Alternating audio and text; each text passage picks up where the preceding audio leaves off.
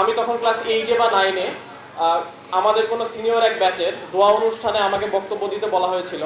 সেই সময়ে আমার শিক্ষক যেমন বলেছেন যে আমি খুব বেশি লাজুক ছিলাম, ফলে কথা বলতে পারতাম না কারোর সামনে।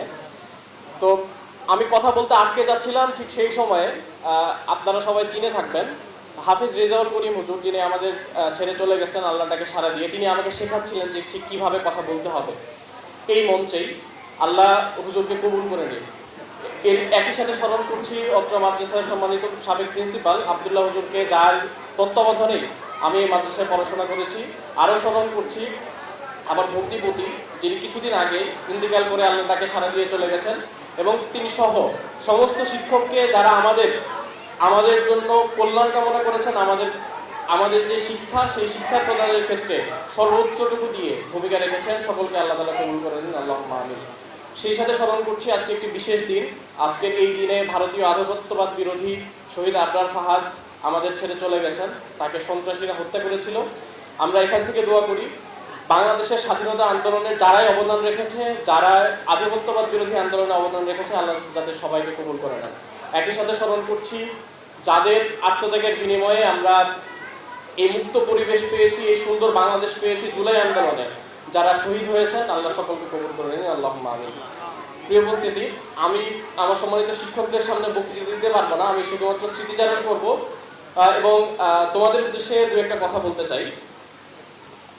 কৃতজ্ঞতা প্রকাশ করতে চাই আমার পরিবার, বাবা মা, ভাই বোন এবং অন্যান্য পরিবারের যারা সদস্য রয়েছেন সবার প্রতি। তাদের এই এক ধরনের সাপোর্ট বা তাদের সমর্থন না থাকলে এতদূর পর্যন্ত আসা সম্ভব হতো না। আমি সেই শিক্ষকদের প্রতি কৃতজ্ঞতা প্রকাশ করতে চাই, যারা শুধুমাত্র ক্লাসরুম না, ক্লাসরুমের বাইরেও একজন পরিপূর্ণ মানুষ হিসেবে গড়ে উঠতে ঠিক কীভাবে জীবনাচরণ করা উচিত, কীভাবে জীবনযাপন করা উচিত, সেটি আমাদেরকে শিক্ষা দিয়েছেন। আমার অনেক কথা মনে আসছে, কিন্তু একটা কথা যদি আজকের কথাটাই বলি, আমি টুপি ছাড়া এসেছিলাম, আমার একজন শিক্ষক আমাকে টুপি পরিয়ে দিয়েছেন। এই যে এটা ক্লাসরুমের বাইরের একটা বিষয়, যে বিষয়টা আসলে তিনি না করলেও পারতেন, কিন্তু শিক্ষক সুলভ যে আচরণ, তাদের যে একজন আদর্শ মানুষ হিসেবে গড়ে ওঠার জন্য যে কি ধরনের জীবন যাপন করতে হয় সেটা শেখানোর যে প্রচেষ্টা, সেই প্রচেষ্টা তারা রেখেছেন আমার জন্য সবসময়। এই জন্য তাদের প্রতি কৃতজ্ঞতা জানাচ্ছি। প্রিয় উপস্থিতি, আমরা জানি যে জয়পুরহাট একটি ছোট জেলা। এখানের যে শিক্ষার পরিবেশ, সেই শিক্ষার পরিবেশ আমি যতটুকু দেখেছি যে করোনা পরবর্তী সময়ে শিক্ষার পরিবেশ খুব খারাপভাবে নষ্ট হয়েছে, এবং এটির জন্য দায়ী সামগ্রিকভাবে আমরা সবাই। কিন্তু একই সাথে আশার দিক হচ্ছে যে এখন পর্যন্ত এই ছোট জেলা থেকেও অনেকেই বেড়ে উঠছেন, যারা তাদের নিজের প্রচেষ্টায় তারা সামগ্রিকভাবে এই জেলার যেই সার্বিক যেই শিক্ষার পরিবেশ, সেই শিক্ষার পরিবেশের বাইরে যেও তারা ভালো করছেন বিভিন্ন সেক্টরে। আমার সকলের প্রতি আহ্বান থাকবে যে শিক্ষা নিয়ে আমরা যারা কাজ করি, আমরা যারা শিক্ষার্থীদের নিয়ে কাজ করি, তারা যাতে আরও বেশি অ্যাটেন্টিভ হই। আমরা যারা শিক্ষার্থীরা আছি তাদেরকে একটা কথা মনে রাখা দরকার যে আমার যে দায়িত্ব, এই দায়িত্বটা যদি পালন করি, অন্যদের যে দায়িত্ব, সেই দায়িত্ব এমনিতে পালিত হয়ে যাবে। আমার এখনো মনে আছে যে এই মাদ্রাসায় আমি যখন পড়াশোনা করেছি তখন আমি দেখেছি যে আমি শুধুমাত্র একজন বা দুইজন নিয়ে আমার শিক্ষক আমাকে পড়িয়েছেন, এরকম স্মৃতি আমার আছে। আব্দুল আন্নান হুজুর বলে গিয়েছেন, আমার শিক্ষক উপস্থিত আছেন যারা শুধুমাত্র একজন ছাত্রকে নিয়ে পুরো ক্লাস পরিচালনা করেছেন।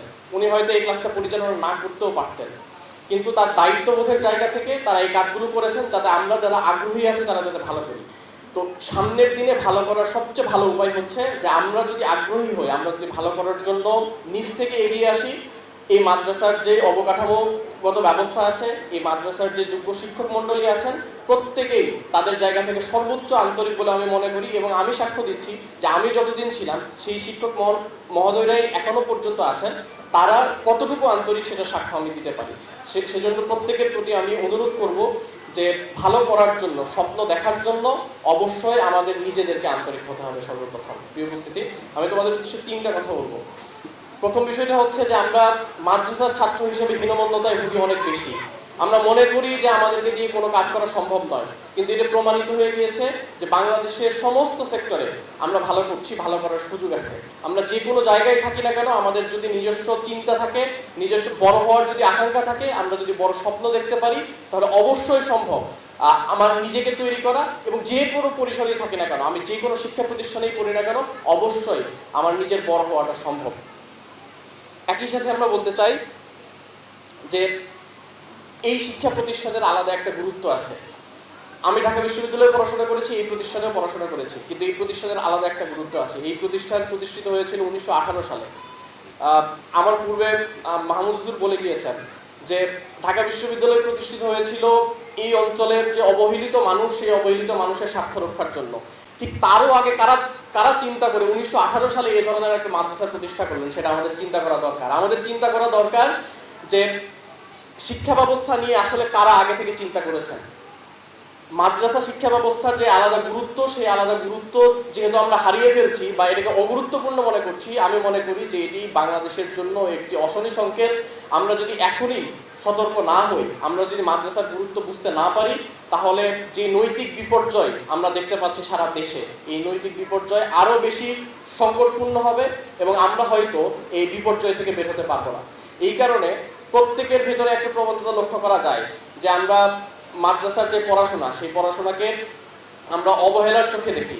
আমরা দেখি যে এখানে দাখিল পাশ করে বের হয়ে যাব, আলিম পাশ করে বের হয়ে যাব। আমি আপনাদের প্রতি অনুরোধ করব যে প্রত্যেকটা জায়গা থেকে ভালো করার সুযোগ আছে।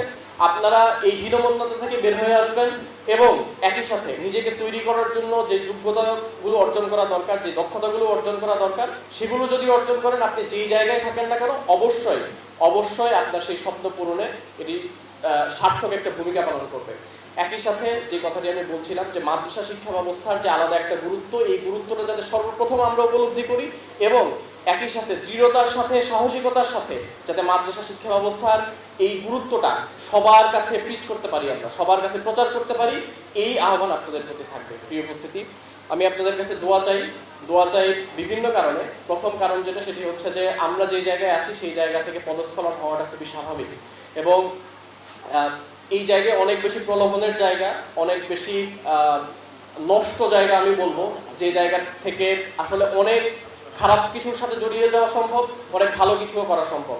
আপনাদের কাছে দোয়া চাইবো যাতে আল্লাহ আমাদেরকে এই তৌফিকটা দান করেন। আমরা যে স্বপ্ন সবাইকে দেখিয়েছি, যে সুন্দর ক্যাম্পাস করার, সুন্দর শিক্ষা প্রতিষ্ঠান করার, শিক্ষা নিয়ে কাজ করার যে স্বপ্ন আমরা দেখিয়েছি সবাইকে, সেই স্বপ্ন যাতে আমরা বাস্তবায়ন করতে পারি। একই সাথে এই পজিশনের কারণে বা এই জায়গায় আসার কারণে আল্লাহ যাতে আমাদের কারোরই মনে কোনো ধরনের অহংকারের সৃষ্টি না করেন, অহংকার দেখানোর মাধ্যমে পরীক্ষা বা কোনো ধরনের এই পজিশনের মাধ্যমে কোনো পরীক্ষামূলক কোনো পরিস্থিতিতে যাতে না ফেলেন, বরং আমাদের কাজগুলো যাতে সহজ করে দেন, এই দোয়া চেয়ে আমি আমার কথা শেষ করছি। সকলের প্রতি কৃতজ্ঞতা জানিয়ে আসসালামু আলাইকুম ওয়া রাহমাতুল্লাহ।